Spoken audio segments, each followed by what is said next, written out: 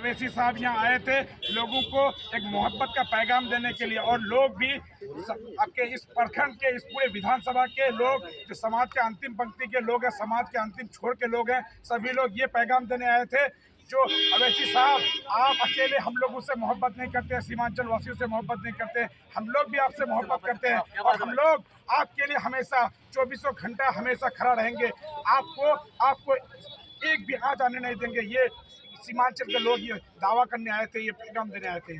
लेकिन पतंग तो फट रही है इस बार। पतंग उड़ रहा है दोस्तों, पतंग यहाँ नहीं, पतंग यहाँ से लेकर के पूरे ठाकुरगंज तक उड़ रहा है, यहाँ से लेकर के पूरे पूर्णिया तक उड़ रहा है दोस्तों। आप लोगों को देखना पड़ेगा, जो सिर्फ पतंग ही पतंग लड़ेगा। और आप सर्वे करा लीजिए, जो एक एक लोगों के दिल में, जहन में और सभी माँ बहनों के जहन में बसा हुआ है। हमें जिताना है तो सिर्फ पतंग को वोट देना है, असदुद्दीन अवैसी को कामयाब करना है, अख्तरुल इमाम को कामयाब करना है। इसका एक मकसद है, क्योंकि इससे पहले हमारा जो आपको बता रहा आरजेडी हो, कांग्रेस हो, ये लीडरशिप को, अब हमारा मुसलमानों का लीडरशिप को मारना चाहता है। उसका उदाहरण है, आप देख लीजिए शहाबुद्दीन के परिवार को। शहाबुद्दीन क्या कुछ नहीं किया आरजेडी के लिए, लेकिन उनका परिवार को, उसका जो राजनीतिक करियर है उसको बर्बाद कर दिया गया। पार्टी ने क्या किया उनके? यस, मेरे पार्टी ने हमेशा उनको ये दावत दिया, जो आप मेरे पार्टी में आइए, हम आपके लिए हमेशा खड़ा है। सर, हमदर्दी से नहीं होगा ना, हमदर्दी से नहीं होगा ना, लाइए ना पार्टी में, टिकट दीजिए, चुनाव लड़ाइए। टिकट देने के लिए हमेशा तैयार रहा,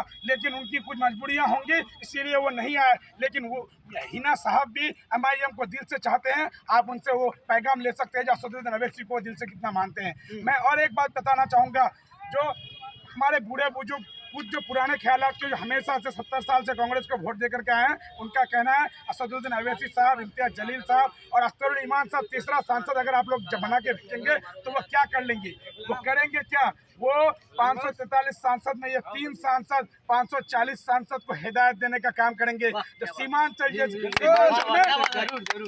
में एम्स का स्थापना होनी चाहिए, जिससे हमारे जो बूढ़े बुजुर्ग नौजवान साथी माताएं बहनों को दिल का दौरा पड़ता है, लकवा जो ब्रेन हेमरेज की बीमारी हो जाती है, तो हमें सिल्लीगुड़ी जाना पड़ता है, हमें पटना जाना पड़ता है दोस्तों। अगर यहाँ एम्स का स्थापना हो जाए तो ये इलाका का जो बदहाली है और हम लोग जो बेबसी से गुजर रहे हैं, ये हम लोगों की समस्या दूर होंगी।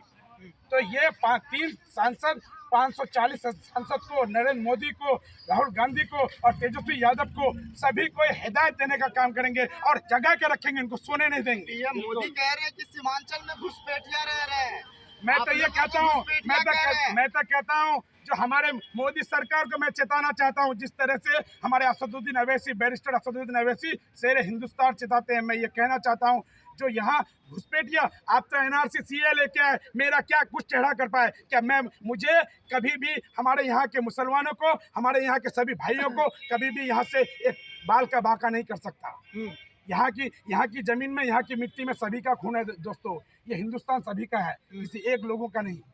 तो आपकी पार्टी भी तो सिर्फ मुसलमानों को लेके चलती है, क्योंकि देखिए सच्चर कमेटी का स्थापना हुआ, लेकिन आज तक वो रिपोर्ट पड़ा हुआ है। हमारा AMU का स्थापना हुआ, लेकिन कांग्रेस पार्टी 2004 में आई, 2009 के आसपास AMU का स्थापना किया, 9 से 10 के बीच में। लेकिन वो AMU का स्थापना क्यों? लोगों को एक झांसा दिया, बुड़बक बनाया। क्या किया? एक गेट के तौर पे AMU सिर्फ चिपका हुआ है, ना उसमें पढ़ाई होती है, ना शिक्षा है, ना उनमें कोई स्टाफ है। इस हर तरह की कमी, मतलब इस पूरा धोखा दिया गया AMU के नाम पे। यहाँ तो किशनगंज जीत रहे हैं आप। हम लोग किशनगंज जीत रहे हैं, और हम लोग हिस्सेदारी की बात करते हैं। आने वाले विधानसभा में भी यहाँ मीम का परचम लहराएगा, और जो भी पार्टियां महागठबंधन की अगर सरकार बनाएगा तो मीम को आप उसको गठबंधन में लेना पड़ेगा, नहीं तो सरकार नहीं बनेगा। मैं ये दावा करना चाहता हूँ। आपको गले लगाने को तैयार नहीं है, इंडिया अलायंस हुआ, आपको निकाल दिया गया, बाहर रहिए आप।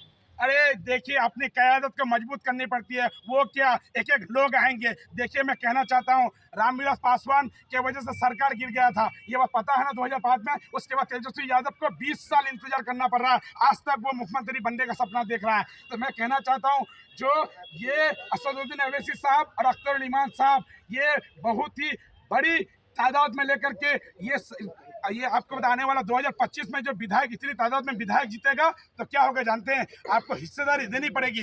बिना हिस्सेदारी देकर के आपका सरकार कहीं बनने नहीं जा रहा है। फिर आपको 20 साल नहीं, आने वाला 50 साल देखना पड़ेगा और इंतजार करना पड़ेगा। जिंदगी गुजर जाएगी, वो आपको आस में रह जाइएगा, लेकिन ये आप मुख्यमंत्री कभी नहीं बन पाइएगा। मैं तेजस्वी का कहना चाहता हूँ, और महागठबंधन के कोई भी जो नेता, सभी को मैं कहना चाहता हूँ। बहुत बहुत